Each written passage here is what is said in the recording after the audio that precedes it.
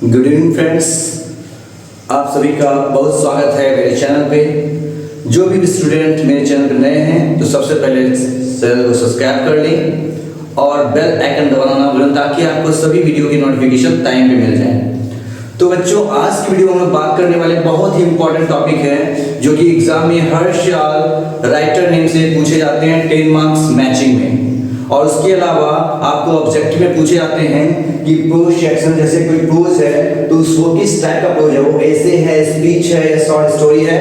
ये हर बार एग्जाम में पूछे ही जाते हैं बच्चे लोग। तो आज की वीडियो में हम लोग जानेंगे ट्रिक के साथ कैसे आप राइटर के नेम को याद रख सकते हो। तो चलिए बिना किसी देरी के शुरू करते हैं।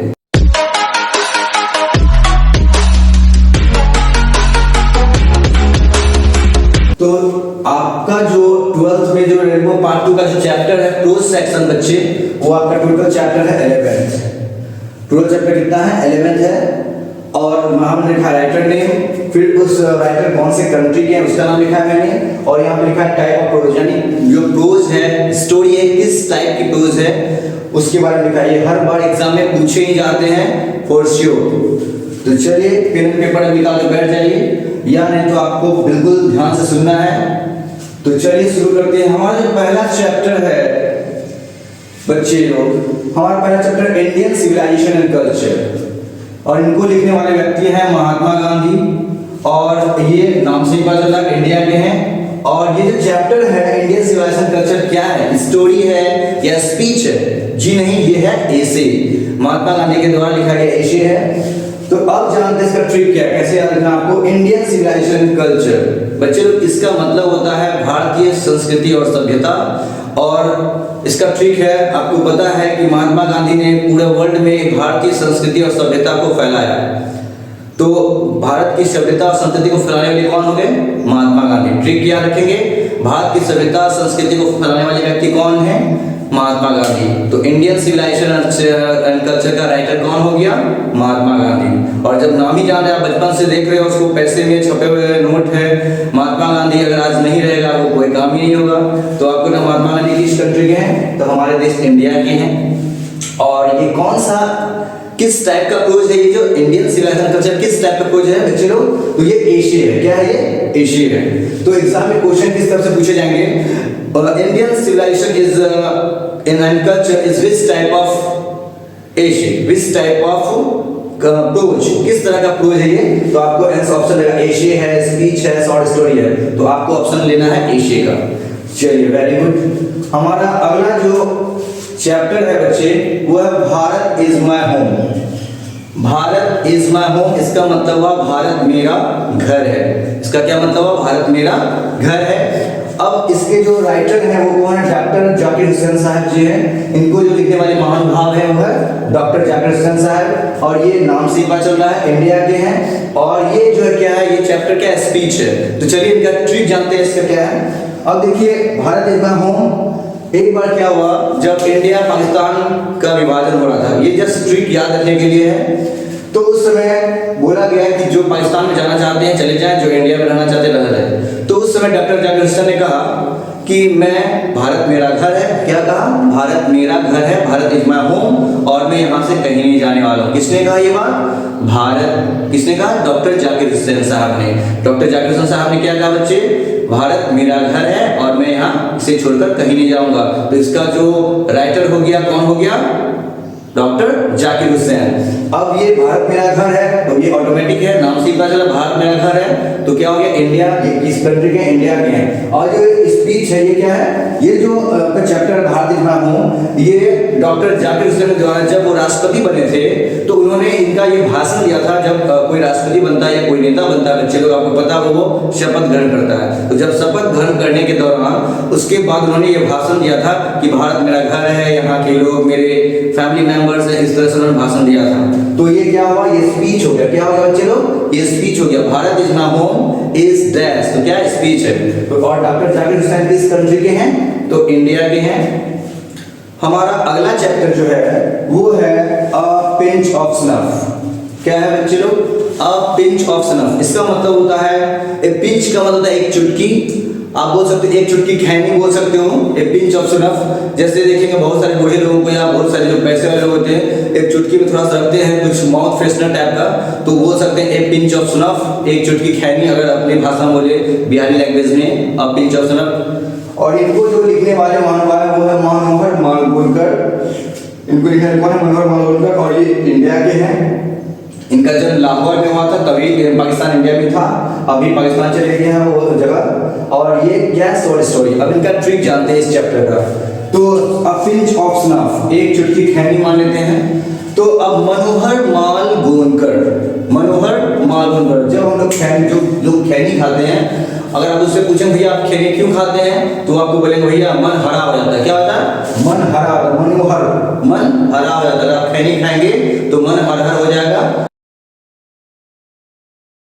और एक बार क्या हुआ, तो मनोहर ने अपने दोस्त को बोला रे भाई माल बना। क्या बोला? रे भाई माल बनाओ, यानी कि इशारा करते हुए भाई माल बनाओ। ए रहा नहीं जाता, तड़प ही ऐसी है ना।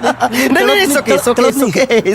तो मनोहर मालगुनकर, यानी कि किस चीज को खाने के बाद मन हरा हो जाता है? तो खैनी, ए पिंच ऑफ स्नफ। और इसका राइटर कौन हो गया बच्चे लोग? मनोहर मालगुनकर। Very good. और मजा आ रहा होगा आप लोग को। और ये कहाँ के हैं? इंडिया के हैं। मनोहर मालगुनकर नाम से भी लग रहा है। और ये क्या है? शॉर्ट स्टोरी है। ये क्या है? शॉर्ट स्टोरी है। अब मैं आपको इसका स्टोरी ऑफलाइन क्लास में अच्छे से बताऊंगा कि क्या स्टोरी है। बहुत इंटरेस्टिंग फनी स्टोरी है। तो मनोहर मालगुनकर इंडिया के हैं और ये क्या है बच्चों? शॉर्ट स्टोरी है। तो क्वेश्चन कैसा रहेगा? A pinch of snuff has been written by, तो आपको मानना है मनोहर मालगुनकर। अगर पूछेगा Manohar Malgonkar is from which country, तो आपको मानना है इंडिया। और अगर पूछेगा a pinch of snuff is which kind of prose, किस तरह का प्रूज है ये, तो आपको मानना है शॉर्ट स्टोरी है। क्या मानना है आप जो ऑब्जेक्टिव में? शॉर्ट स्टोरी है। बिल्कुल सही बच्चे लोग। तो आपको उम्मीद करते हैं मजा आ रहा होगा, बने रहिए वीडियो के साथ। चलिए आगे और भी इंटरेस्टिंग ट्रिक्स सब है, चलिए देखते हैं। हमारा जो अगला चैप्टर है बच्चे 12th का, वो पार्ट 2 का, वो है आई हैव अ ड्रीम। क्या है? आई हैव अ ड्रीम, यानी कि मेरा एक सपना है, मेरे सपने हैं। तो सपना किनका है? मार्टिन लूथर किंग का सपना था। क्या था सपना? वो आगे बात करेंगे। यानी आई हैव अ ड्रीम को लिखने वाले महानुभाव कौन है? Martin Luther king junior. ये जीआर लिखा हुआ है, ये शॉर्ट फॉर्म है जूनियर का, मार्टिन लूथर किंग जूनियर। और ये कहाँ के रहने वाले थे? अमेरिका के रहने, यूएसए के। और ये भी क्या है? स्पीच है। अब जानते हैं मार्टिन लूथर किंग जो है नेग्रो जाति के थे, नेग्रो जनजाति से बिलोंग करते थे। और ये छोटी जाति के थे। और अमेरिका में क्या होता था? नेग्रो जाति को दबाया जा रहा था, तो उनकी आवाज उठाने के लिए ये बहुत आगे आए और जाके उन्होंने Lincoln memorial hall, Lincoln memorial hall में उन्होंने स्पीच दिया था, वॉशिंगटन डीसी में स्पीच दिया था। तो उसी समय से ये पूरा फेमस हो गया वर्ल्ड वाइड, और उसमें अमेरिका के one of the best auditor माने गए। और ये जो मार्टिन लूथर किंग है, ये गांधी जी से बहुत ही प्रभावित थे, गांधी जी के बातों को मानते थे, अहिंसा में विश्वास से भी करते थे। तो अब इनका ट्रिक जानते हैं क्या है बच्चे लोग? आई हैव अ ड्रीम का ट्रिक क्या होगा? आई हैव अ ड्रीम का ट्रिक हो जाएगा मार्टिन लूथर किंग, यानी कि एक राजा था। ये मैंने ट्रिक ऐसे बनाया याद रखिए, एक राजा था जिनका एक सपना था। हर राजा का अगर एक अच्छा राजा होगा तो उसका एक सपना होगा। वो एक राजा था, उसका एक सपना था कि उसके राज्य में जितनी प्रजाएं हैं सभी कुशल मंगल रहे। तो एक राजा था कौन? Martin Luther king. Martin Luther king नाम का एक राजा था जिसका एक सपना था। क्या था सपना? आई हैव अ ड्रीम। तो मार्टिन लूथर किंग का सपना था, क्या था? कि उनके राज्य में जितने भी लोग हैं सभी खुशहाल रहे, सभी प्रसन्न रहे। और कहाँ के थे राजा? अमेरिका के। तो मार्टिन अमेरिका के एक राजा थे मार्टिन लूथर किंग, और उनका एक सपना था कि उनके राज्य की सभी प्रजाएं खुश रहे। तो ये कहाँ के होंगे? अमेरिका के। और जो इस चैप्टर है ये क्या है? ये भी भाषण था, ये स्पीच था।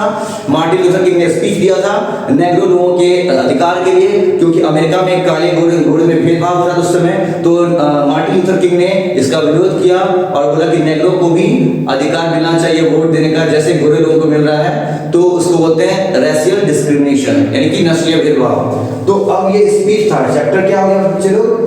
आई हैव अ ड्रीम कौन लिखा है? एक राजा था जिसका एक सपना था, जिसका मार्टिन लूथर किंग। एक राजा था जिसका सपना था मार्टिन लूथर किंग। मैं बार बार रिपीट कर रहा हूं ताकि आपको याद नहीं हो जाए। और ये कहाँ थे? अमेरिका में। अमेरिका में एक राजा थे जिसका एक सपना था, क्या? वो अपने लोगों को खुश करना चाहते थे। और ये क्या? स्पीच दिया था। इसीलिए उन्होंने क्या दिया था? स्पीच, यानी कि भाषण दिया था। कहाँ? वॉशिंगटन डीसी में।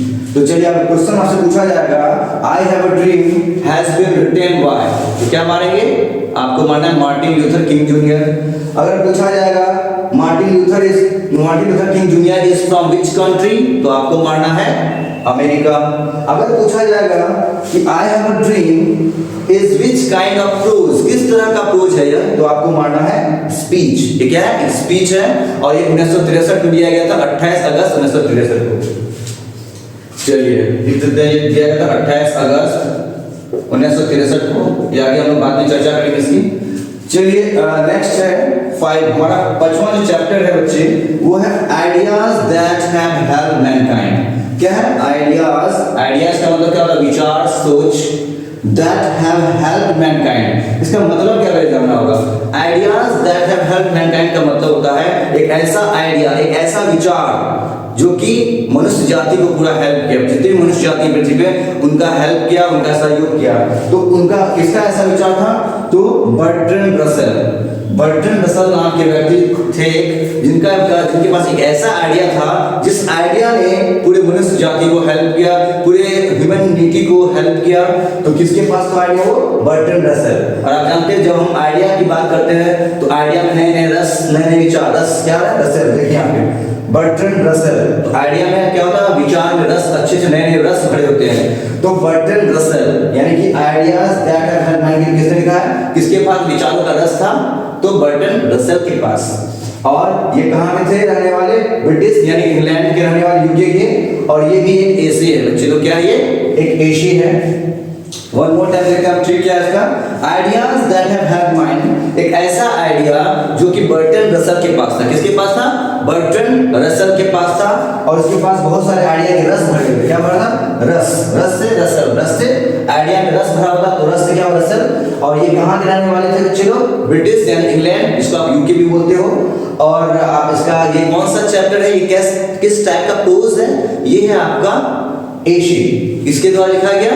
तो बर्ट्रैंड रसल के द्वारा लिखा गया। तो अगर आपको एग्जाम में पूछा जाएगा ideas that have helped Mankind is which kind of pros, तो आपको मानना है ऑप्शन रहेगा आपको एशी रहेगा, शॉर्ट स्टोरी रहेगा। शॉर्ट स्टोरी तो आपको मानना है एशी। Very good. और अगर आपने मेरे पोएट्री वाली वीडियो को नहीं देखा बच्चे लोग, तो पोएट्री का लिंक मैंने वीडियो में डाल दिया है। वहां पे मैंने बताया पोएट्री के सभी राइटर के नेम विद ट्रिक्स के साथ। और वहां पे मैंने राइटर के इमेज भी डाल दिए ताकि आपको राइटर को पहचानने में असुविधा ना हो। तो आप बिल्कुल भी ना देखें अगर आपने नहीं देखा है। ये बहुत ही इंपॉर्टेंट है। हर बार एग्जाम में 10 मार्क्स राइटर नेम मैचिंग से पूछे ही जाते हैं बच्चे लोग। चलिए अगला बढ़ते हैं हम लोग आगे हम लोग क्या है? हम देखते हैं छठा हमारा क्या है? The artist. क्या है? द आर्टिस्ट का मतलब होता है बच्चे लोग कलाकार। क्या होता है? द आर्टिस्ट का मतलब कलाकार। और इसको लिखने वाले महान भाव कौन है? साइगा नोवा। देखिए इसका उच्चारण क्या है? साइगा नोवा। और ये कहां थे? जापान के लोगों का नाम ही ऐसा होता है, साइगा नोवा। चीन के लोगों का नाम थोड़ा अजीब है। तो साइगा नोवा और ये जापान के हैं। और ये शॉर्ट स्टोरी है। ठीक है, इसमें स्टोरी है बच्चे की, हम लोग पढ़ेंगे आगे बाद में। द आर्टिस्ट यानी कि इसका ट्रिक क्या होता है बच्चे लोग? साइगा नोवा नाम का एक व्यक्ति था।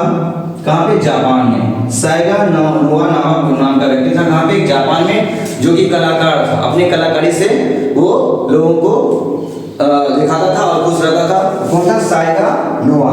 और क्या ट्रिक करते? साइगा नोवा एक ऐसा था जो साग खाता, जिसको साग खाना पसंद था। साइगा नोवा को क्या खाना पसंद था? साग। ये मैंने ऐसे ट्रिक बना दिया। साइगा नोवा किसी भी आर्टिस्ट कोई भी परफॉर्मेंस करने से पहले साइगा नोवा क्या करता? साग। इसको साग चाहिए था। साग से साइगा नोवा। देखिए यहाँ पे साग। तो साइगा नोवा क्या पसंद था? साग खाना पसंद था।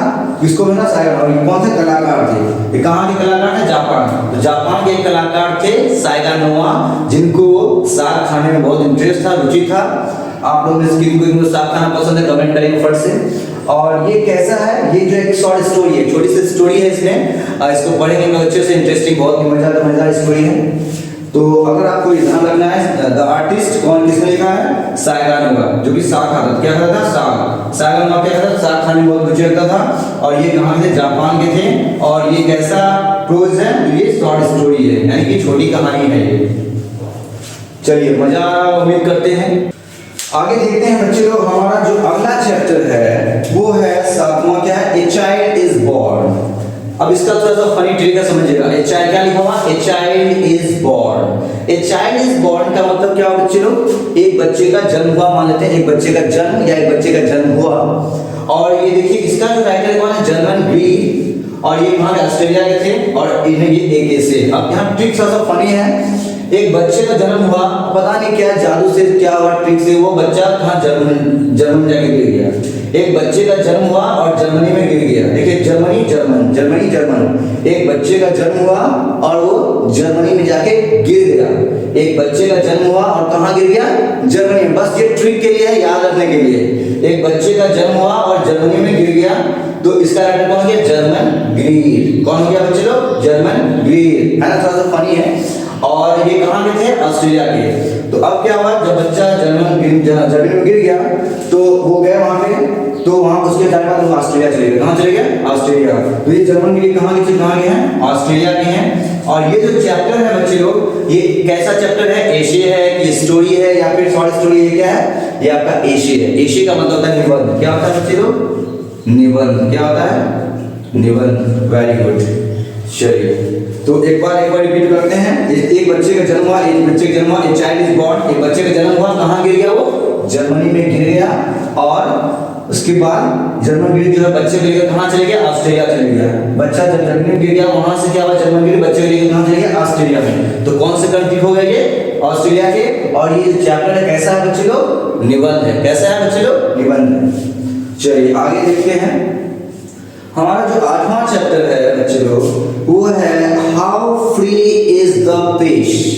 How free is the press, इसका मतलब होता है बच्चे लोग कितना स्वतंत्र है हमारा मीडिया, यानी कितना स्वतंत्र है media. How free is the press, देखिए यहाँ पे लिखा हुआ बहुत सारे, अपनी गाड़ी में लिखा हुआ, बाइक पे या 4 व्हीलर पे लिखा हुआ अपने पीछे में आगे प्रेस। तो प्रेस का मतलब मीडिया होता है, जिसको हम लोग चौथा पिलर ऑफ स्तंभ बोलते हैं। तो how free is the press, मतलब कितना स्वतंत्र है मीडिया, कितना स्वतंत्र है न्यूज अखबार वाले, न्यूज पेपर जिसको आप बोलते हो। तो how free is the press, इसको लिखने वाले कौन है, डोरोथी एल सेयर्स। और ये कहाँ थे, इंग्लैंड के थे, और ये ऐसे है। अब इसका ट्रिक जानते हैं, थोड़ा सा इसका ट्रिक फनी है।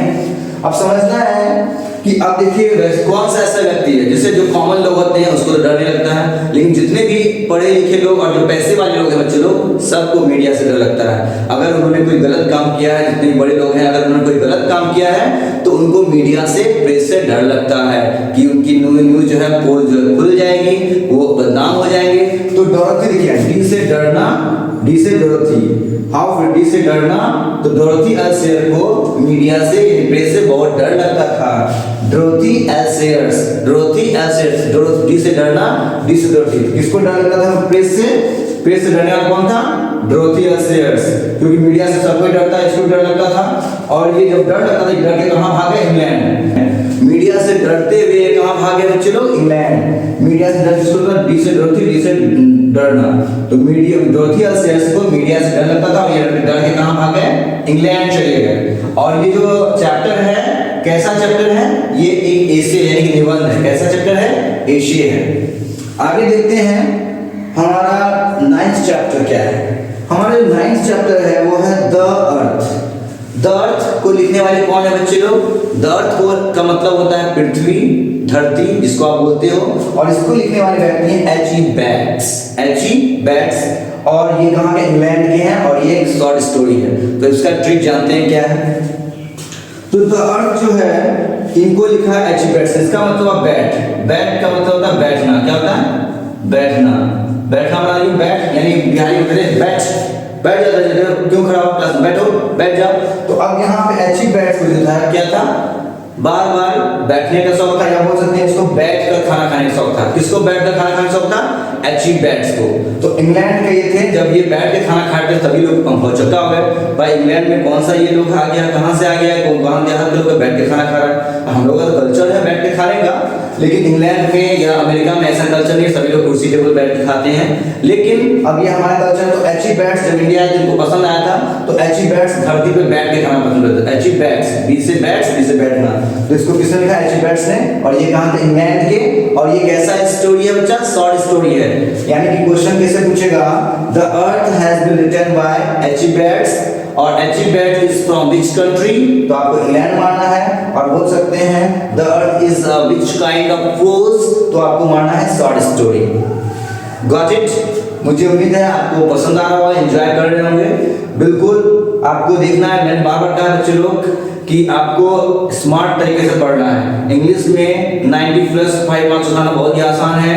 मेरे एक स्टूडेंट ने जिनका नाम है आकर्ष, उनका इस बार 97 आउट ऑफ 100 आया है। तो एग्जाम में अच्छे नंबर उठाने का ट्रिक सबसे क्या है कि आपका राइटिंग अच्छा होना चाहिए, स्पेलिंग मिस्टेक कम होना चाहिए, ये बहुत जरूरी बच्चे लोग। तो आपको अभी से ध्यान देना है अपनी राइटिंग पे, लिखने की प्रैक्टिस करनी है। अगर अपने नोटबुक को आंसर सेट को जितने अच्छे से सजाओगे तो आपके मार्क्स बढ़ने के चांसेस बहुत ज़्यादा हैं। ये जितने भी टॉपर्स हैं उनके आप बाइट्स को सुन सकते हो, उनके आप वीडियो को देख सकते हो। तो चलिए बढ़ते हैं आगे। हमारा जो अगला चैप्टर है बच्चे लोग वो है आपका क्या, इंडिया थ्रू ट्रेवलर्स आई। क्या है?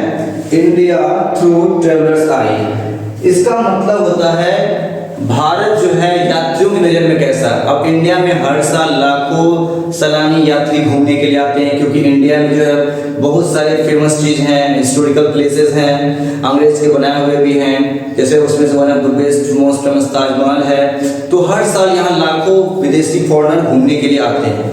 अब जो है इसमें से एक और व्यक्ति आए थे, इसी में से पर्ल एसबर्ग, जो कि अमेरिका से इंडिया आए थे घूमने के लिए। कौन? पर्ल एसबर्ग। ये कहाँ से आए थे? अमेरिका से आए थे। और ये क्या है? ट्रैवल लॉग है, क्योंकि ये यात्रा, इसका मतलब है यात्रा वृत्तांत। तो चलिए इसका जानते ट्रिक क्या है। तो इसका ट्रिक है इंडिया थ्रू ट्रेवलर्स आई, यानी कि विदेशियों यानी कि यात्रियों की नजर में इंडिया, हमारा भारत कैसा है। तो इसका ट्रिक क्या है? पर्ल एसबर्ग। बक मतलब बकबक करना। अब देखिए क्या है, जैसे हमारे बिहार में क्या होता है बच्चे लोग, जैसे अगर आपका फ्रेंड कहीं मित्र घूमने के लिए गया, घूम फिर के आ गया, अब वो बकबक करना शुरू कर दिया, भाई हम दिल्ली में गए, हम तो कुतुब मीनार देखे, हम तो इंडिया गेट घूमे, हम तो लोटस टेम्पल देखे। तो बहुत सारी बातें आपको बकबक कर रहा है, तो आपका मन क्या हुआ? इरिटेट हो गया। बोले आपने उसे क्या बोला? भाई बकबक करना बंद करो। तो उसी तरह पर्ल एसबर्ग जो है जब इंडिया घूम के वापस जाते हैं, ये बस ट्रिक के लिए है, ये बस ट्रिक के लिए है, इसको सीरियस नहीं लेना है आप लोगों को। तो पर्ल एसबर्ग साहब जब गए यहाँ से घूम के इंडिया से वापस, कहाँ गए? अमेरिका। तो ये किस कंट्री को गए? अमेरिका को गए। तो अमेरिका जब वापस घूम के गए इंडिया से, तो वहाँ अपने मित्र के भी दोस्तों भी बकबक करने लगे। किसके बारे में? इंडिया के बारे में बकबक करने लगे। तो अब उनके दोस्त इरिटेट हो गए कि इंडिया वैसा है, ऐसा है, इंडिया के लोग, इंडिया किसानों की स्थिति ऐसी है। तो इनके जो पर्ल एसबर्ग के दोस्त हैं बोल रहे हैं इनको क्या? भाई बकबक करना बंद करो, बकबक बंद करो, पक गए हम, सुन रहे तुम्हारी बात को, बकबक करना बंद करो। तो इसका राइटर कौन हो गया?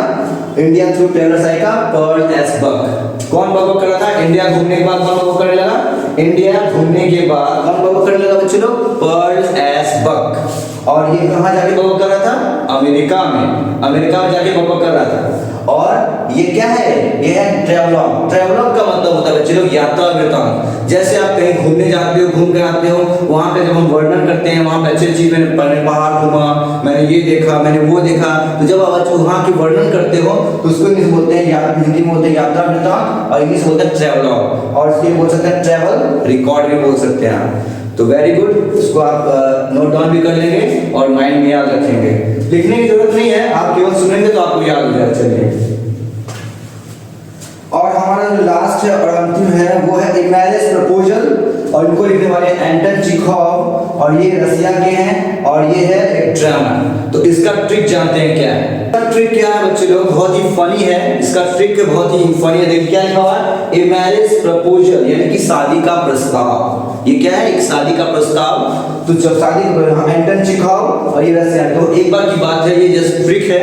एंटन चेखोव की बहन का शादी लग गया, बहन की शादी थी, इसकी शादी में सब कुछ फिक्स हो गया, वहाँ पे हलवाई भी थे। तो एंटन चेखोव ने क्या बोला? मेन जो हेड से बोला, हमारे बिहार में क्या होता है? हलवाई। तो वहाँ भी उन्होंने क्या किया? हलवाई की व्यवस्था की। तो उनको बोल दिया कि भाई जितना भी खाना बनेगा मुझे खाना चिखा देना। यहाँ लिखा हुआ एंटन चेखोव। तो क्या बोला? मुझे खाना चिखा देना, टेस्ट करा देना। तो अपना भाषा में बिहारी क्या बोलते हैं? चिखाओ रे, खाना चिखो कैसा लग रहा है। तो अब एंटन चेखोव ने क्या बोला, जो हेड शेफ था, बोला खाना जितने भी आइटम बन जाएंगे मुझे खाना चिखा देना, एंटन चेखोव, तो खाना चिखा देना। अब यहाँ का ब्लंडर क्या हो गया, बेचारा जो हेड शेफ था वो अब शादी का भागदौड़ में बेचारा उसके दिमाग से उतर गया, खाना बन गया, बुफे में लग गया, पूरा सब लोग खाना शुरू कर दिए। अब उधर से जब एंटन चेखोव साहब आते हैं, देखते हैं सभी गेस्ट लोग खाना शुरू कर दिए, क्योंकि उनको चिंता थी कि खाना कैसा बना है नहीं बना है। अब ये बेचारा बस रूस गया, यानी गुस्सा हो गया, रूस गया, क्या रूस के कहाँ चले गए, सीधा रसिया चले गए। एंटन चेखोव को जब खाना नहीं चिखाया गया तो रूस के कहाँ चले गए, सीधा रसिया चले गए। तो क्या कर रूस गए, रूस में बोलते हैं इसको, नाराज होना अपनी भाषा में बोलते हैं रूस गया। क्यों रूस गए बाबू, हम लोग मनाते हैं। तो एंटन चेखोव भी रूस गया, जब उसको खाना नहीं चिखाया गया तो रूस के कहाँ चल गया, सीधा रसिया चल गया। यानी कि रूस ने कहा वो ड्रामा करने लगे, क्या करने लगे, वो ड्रामा करने लगे। तो ये चैप्टर क्या हो गया, ड्रामा। मतलब रूस ने कहा छोटा सा बात था उसको उन्होंने पहाड़ बना दिया। तो एंटन चेखोव को खाना नहीं चिखाने का वो कहाँ चल गया, रसिया चल गए उसके, और ये क्या हुआ, ड्रामा करने लगे, पूरा वहां पे शादी के माहौल में ड्रामा करने लगे। तो ये चैप्टर क्या हो गया, ड्रामा। तो चलिए एक बार लास्ट में क्या पढ़ते क्या है, ये मैरिज प्रपोजल किसने लिखा, एंटन चेखोव ने, और ये कहाँ चले गए, रसिया के रहने वाले थे, और ये ड्रामा है। तो क्वेश्चन पूछेगा कैसे, A marriage proposal has been written by option देगा एंटन चेखोव, पॉल एसबर्ग, एच.ई. बेट्स, आपको मानना एंटन चेखोव, वेरी गुड। फिर अगला क्वेश्चन पूछ सकता है, आपको यह पूछेगा ही Anton Chekhov is from which country, तो आपको मानना रसिया, ऑप्शन देगा अमेरिका, मानना है आपको रसिया। और एक क्वेश्चन क्या पूछ सकता है कि a marriage proposal is which kind of pros, तो आपको मानना है ड्रामा। तो ये जो पूरा 11 चैप्टर था आपने देखा कितना आसान तरीके से मैंने बताया आपको ट्रिक के साथ। और अगर आपको पोएट्री की वीडियो चाहिए तो वो ऑलरेडी मैं डाल चुका, इसका लिंक मैं डाल दूंगा। पोएट्री जो 10 आपकी पोएट्री उसका भी मैंने ट्रिक के साथ डाल दिया है। अगले वीडियो में हम लोग बात करेंगे किस राइटर का डेट ऑफ बर्थ और डेट ऑफ मृत्यु क्या है। तो बच्चे लोग आपको स्मार्ट तरीके से पढ़ाई करना है। अगर आपको ये वीडियो थोड़ा सा भी पसंद आया है तो अपने जो जितने भी दोस्त आपके 11 12 के हैं उनको शेयर करें, ताकि वो भी ट्रिक के साथ ये 10 मार्क्स, कभी कभी पता है बच्चे लोग 15 मार्क्स 20 मार्क्स भी आ जाते हैं इससे, यानी 10 मार्क्स तो आपका कंपल्सरी आएगा ही आएगा। तो कभी कभी ये जब स्पीच में ये भी पूछने लगता है, ये कंट्री को दिया तो ये कंट्री अगर जोड़े हैं तो 20-25 मार्क्स तक पहुंच जाता है पूरा राइटर का डेट ऑफ बर्थ और किस टाइप का पोएट्री है, किस टाइप का प्रोज है, इससे मिलाकर। तो आपको स्मार्ट तरीके से पढ़ना है ताकि आपका मार्क्स उठ पाए। तो अगर आप इसका स्क्रीनशॉट लेना चाहते हो बच्चे लोग तो ले सकते हो। अब हम देखते हैं कि कौन से राइटर का डेट ऑफ बर्थ और डेट ऑफ मृत्यु क्या होता है, क्योंकि ये वही एग्जाम में पूछे जाते हैं बच्चे लोग। अब हमें इस चीज को ध्यान रखना, बने रहेगा वीडियो, थोड़ा सा वीडियो लंबा होगा बट आपका एक ही वीडियो में सारा कंफ्यूजन, सारा डाउट क्लियर हो जाएगा एक वीडियो से। तो अब हम देखेंगे, यहाँ पे देखिए मैंने लिखा है बच्चे लोग, यानी कि यहाँ पे चैप्टर नेम है, यहाँ पे फिर राइटर नेम है, यहाँ पे कंट्री नेम है, किस कंट्री के हैं, और यहाँ पे लिखा है मैंने कौन से राइटर का डेट, जन्म और मृत्यु कब हुआ है। तो चलिए देखते हैं। तो जैसा कि मैंने ट्रिक ऑलरेडी बता दिया आपको, अगर आपको समझ नहीं आया तो एक बार फिर से वीडियो को रिपीट पॉज करके देखेंगे तो बिल्कुल आपको याद हो जाएगी। 1 से 2 बार वीडियो को अगर आप देखते हैं बच्चे लोग, कंफर्म है, मुझे गारंटी है कि आपको कंठस्थ राइटर के नेम और कंट्री नेम और आपको जो मैंने बताया किस टाइप का प्रोज है, जो मैंने बताया आपको पहले स्लाइड में, वो आपको याद हो जाएंगे। तो चलिए जानते हैं Indian civilisation culture, Mahatma Gandhi, और ये महात्मा गांधी इंडिया के। अब ये महात्मा गांधी का जन्म कब हुआ था बच्चे लोग, 1869 में, कहाँ, पोरबंदर गुजरात में। महात्मा गांधी का जन्म हुआ था पोरबंदर गुजरात में, कब, 2 अक्टूबर 1869 को। कभी कभी डेट भी पूछता है तो क्या होगा, 2 अक्टूबर 1869 को। और मृत्यु हुआ था कब, 30 जनवरी 1948 को। तो कभी डेट पूछता है, कभी आपका ईस्वी पूछेगा। तो कैसे पूछेगा क्वेश्चन पूछता है कि Mahatma Gandhi was born in, तो आपको ऑप्शन देगा 1869, 1897, आपको मानना 1869। और ऑप्शन करके देता है when was Mahatma Gandhi died, तो 1948। एक्चुअली में इनका जो है हत्या किया गया था नाथूराम गोडसे के द्वारा, कहाँ पे, दिल्ली में। तो अब ध्यान रखना आपको, अगर ये जो वर्ड है बच्चे लोग, ये जो आपका डेट ऑफ बर्थ है, आप पूरा इसको भी ट्रिक से याद रख सकते हो। जैसे बहुत सारे स्टूडेंट हिस्ट्री के होते हैं जिनका हिस्ट्री पेपर है, तो हिस्ट्री में बहुत सारी घटनाएं घटती हैं, आपने देखा होगा, उसमें आपको डेट ऑफ बर्थ याद करना पड़ता होगा। तो उस डेट ऑफ बर्थ आप इसको भी मैच करके ट्रिक के साथ याद कर सकते हो। तो चलिए देखते हैं हमारा दूसरा, Bharat is my home, doctor Zakir Hussain. किसने लिखा है? डॉक्टर जाकिर हुसैन। मैंने बताया था डॉक्टर जाकिर हुसैन का कहाँ के, इंडिया के। इनका जन्म कब हुआ है? 1897 में। कहाँ पे? हैदराबाद में। कहाँ जन्म हुआ है? हैदराबाद में। और मृत्यु हुआ है 1969 में। तो डॉक्टर जाकिर हुसैन जन्म कब हुआ है? 1897 में, मृत्यु 1969 में। चलिए नेक्स्ट है हमारा a pinch of snuff. A pinch of snuff, जैसा मैंने आपको ट्रिक बताया था, मनोहर मालगुणकर खैनी जो खाता है माल बना रहा है। अब ये मनोहर मालगुणकर जी कहाँ, इंडिया के तो हैं, इनका जन्म कहाँ हुआ है? इनका जन्म हुआ था 1913 में। कहाँ हुआ, कब हुआ था? 1913 में। और इनका जन्म हुआ था लाहौर में, तभी पाकिस्तान इंडिया का ही पार्ट था। और इनका जन्म हुआ था लाहौर में। और मृत्यु हुआ है 2010 में, इनकी मृत्यु हो चुकी है। तो चलिए बच्चे लोग देखते हैं इनकी मृत्यु कब हुई? 2010 में। Very good. अब आपको देखना है अगला, एक पिंच ऑफ सनफ हो गया। अब अगला चौथा है आई have a dream. I have a dream को लिखने वाले कौन है? Martin Luther king junior. कौन है? मार्टिन। मैंने बताया था एक राजा का सपना था, आई हैव अ ड्रीम, आप देख लीजिए। और ये कहाँ थे? अमेरिका के हैं। और इनका जन्म हुआ है 1829 में हुआ था और मृत्यु 1968 में। तो 1829 में जन्म किसका हुआ? मार्टिन ल्यूथर किंग जूनियर का। और मृत्यु हुआ 1968 में। वहाँ जन्म हुआ 1929 में, मृत्यु। इनको आपको इसको याद रखने के लिए आपको बार बार लिखना पड़ेगा। 2-3 बार लिखेंगे तो आपको याद होगा बच्चे लोग। और लिखने से क्या होता है? आपका स्पेलिंग भी सुधरेगा, राइटिंग भी सुधरता है और आपको याद लंबे समय तक रहता है। तो सभी बच्चों से मेरा आग्रह है, जो भी 12th के जो 2025 में एग्जाम देने वाले हैं, अभी से आपको प्रैक्टिस करनी है इंग्लिश की। और मिनिमम आपको 40 से 45 मिनट एवरीडे इंग्लिश के पीछे समय देना है। आप मुझे मेरा भरोसा करिए, आपका इंग्लिश इंप्रूवमेंट होगा और आप अच्छे से इंग्लिश सीख पाएंगे और इंग्लिश में अच्छे मार्क्स उठा पाएंगे। चलिए देखते हैं हमारा अगला, ideas that have helped Mankind. Ideas that have helped Mankind, इनको लिखने वाले कौन है? Bertrand Russell. बर्ट्रैंड रसल का जन्म कब हुआ था? ये ब्रिटिश के हैं। इनका जन्म 1872 में और मृत्यु 1970 में। बर्ट्रैंड रसल 1872 में जन्म है, ये बॉर्न में थे, डेथ हुआ था इनका 1970 में। बच्चों, जिन बच्चे ने भी मेरे आर्टिकल्स के वीडियो नहीं देखा है, वो आर्टिकल्स का प्लेलिस्ट में जाओगे, क्योंकि लाइव स्ट्रीम में मैंने articles A and the key चर्चा की है, कहाँ पे हम आर्टिकल्स ए एंड द लगाते हैं। और हर शाम इवनिंग को मैं आपकी लाइव क्लास लेता हूँ, तो वहाँ पे आप जुड़ सकते हो मेरे लाइव क्लास में, जिसमें 12th की इंग्लिश की ग्रामर के बारे में चर्चा होती है, बात करते हैं। तो आप अगर प्लेलिस्ट में जाओगे, अगर जो भी बच्चे स्पोकन सीखना चाहते हैं, तो स्पोकन की अभी तक मैंने मोर देन 150 प्लस वीडियो डाली है जो कि स्पोकन से रिलेटेड है। तो अगर आप मेरे प्लेलिस्ट में जाओगे तो आपको स्पोकन की लिस्ट मिलेगी। जिन बच्चे को टेंस समझना है, टेंस की लिस्ट, बाउल टेंस की मैंने ट्रिक के साथ डाल दी है, टेंस आप देख सकते हो और उस प्लेलिस्ट में जाके। और जिन बच्चे को वर्ड सीखना है स्पोकन से, तो वर्ड की अलग लिस्ट है, वहां पे आप जाके वर्ड को भी देख सकते हो। चलिए देखते हैं, आगे बढ़ते हैं। हमारा अगला, द आर्टिस्ट, इनको लिखने वाले व्यक्ति कौन है? साइगा नोवा। और ये कहाँ के थे? जापान के। कहाँ के बच्चे? जापान के। और इनका जन्म हुआ है 1883 में और मृत्यु 1971 में। जन्म हुआ 1883 में, मृत्यु 1971 में। कब हुआ? फिर से जन्म हुआ 1883 में, मृत्यु 1971 में। चलिए आगे बढ़ते हैं। अगला चैप्टर है 7वां, a child is born. A child is born यानी कि जैसा मैंने ट्रिक बताया था, कोई बच्चे का जन्म हुआ, जर्मनी में गिर गया, तो जर्मन ब्रीड, इसका जन्म हुआ था 1931 में और मृत्यु इनका अभी बुक में नहीं दिया हुआ है। अगर आप गूगल करेंगे तो आपको आंसर मिल जाएगा। शायद अगर जीवित होंगे तो हो सकते हैं, लेकिन इनका अभी डेट ऑफ बर्थ बुक में नहीं दिया है, तो एग्जाम में भी नहीं पूछेगा, आपको टेंशन नहीं लेना है।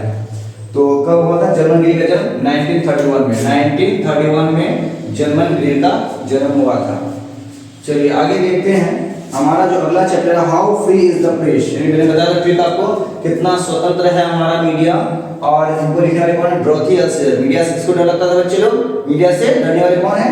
डोरोथी अल्सेयर। और ये कहाँ रहने वाले? इंग्लैंड के। और इनका जो जन्म हुआ है 1893 में हुआ था, मृत्यु 1957 में। मृत्यु कब हुआ है? 1957 में।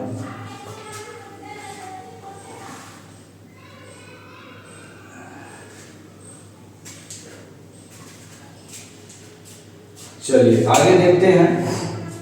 आगे है हमारा द अर्थ।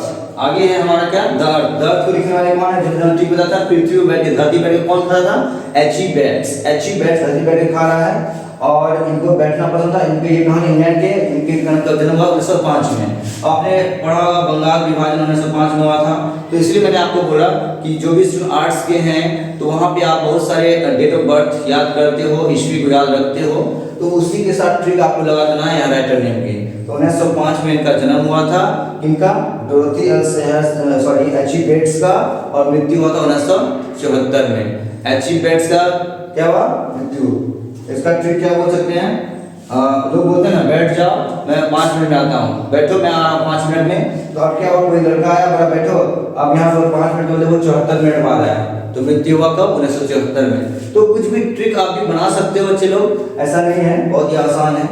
चलिए आगे हम लोग देखते हैं, अगला चैप्टर है इंडिया थ्रू ट्रेवलर्स आई। इंडिया थ्रू ट्रेवलर्स आई, इनको किसने लिखा है, पॉल एसबर्ग, जो कि बकबक कर रहा था अमेरिका में जाके। मैंने बताया था अमेरिका घूमने के बाद ये क्या कर रहा है, अमेरिका में जाके बकबक कर रहा है। अब ये इनको लिखने वाले कौन है, इनका जन्म हुआ है 1882-93 में, मृत्यु 1973 में। 1892 मृत्यु 1973 में। नेक्स्ट है आपका इमेरिस प्रपोजर, यानी कि एंटन चिखोव। उसको खाना नहीं चिखाया तो रूस के कहाँ चल गया, रसिया। रूस के चल गया रसिया, और इसका जन्म हुआ था 1860 में, मृत्यु 1904 में। जन्म हुआ 1860 में, मृत्यु 1904 में। तो आपको एग्जाम में ये जो डेट ऑफ बर्थ है, राइटर का कंट्री नेम है, प्लस राइटर नेम है, ये घुमा फिरा के ऑब्जेक्टिव में पूछे ही जाते हैं बच्चों। अगर मैं ओवरऑल बात करूं प्रोज सेक्शन और 40 सेक्शन की, तो कभी कभी 25 प्लस और 30 मार्क्स भी आ जाते हैं। 10 मार्क्स तो आपका कंफर्म है, मैचिंग में 5 मार्क्स प्रोज से और 5 मार्क्स आपका पोएट्री से, ये कंफर्म है, इसको नो डाउट ये पूछता ही है। लेकिन इसके अलावा ये सब चीजें मैंने जो बताई आपको, मैंने इससे पहले क्या बताई, इससे पहले मैंने बताया आपको कौन सा चैप्टर कैसा है, एसे है कि ये स्पीच है या शॉर्ट स्टोरी है, वो पूछे जाते हैं। और मैंने आपको बताया किस राइटर का डेट ऑफ बर्थ और डेट ऑफ मृत्यु क्या है, ये पूछे जाते हैं। कौन से राइटर किस कंट्री से बिलोंग करते हैं, ये पूछे जाते हैं। तो आपको स्मार्ट तरीके से पढ़ना है और अच्छे से पढ़ना है।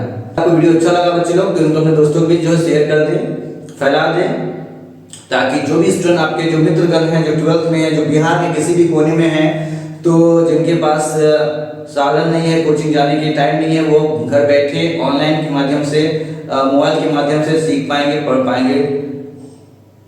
तो और इनका अगर स्क्रीनशॉट लेना चाहते हैं आप तो इसका ले लें।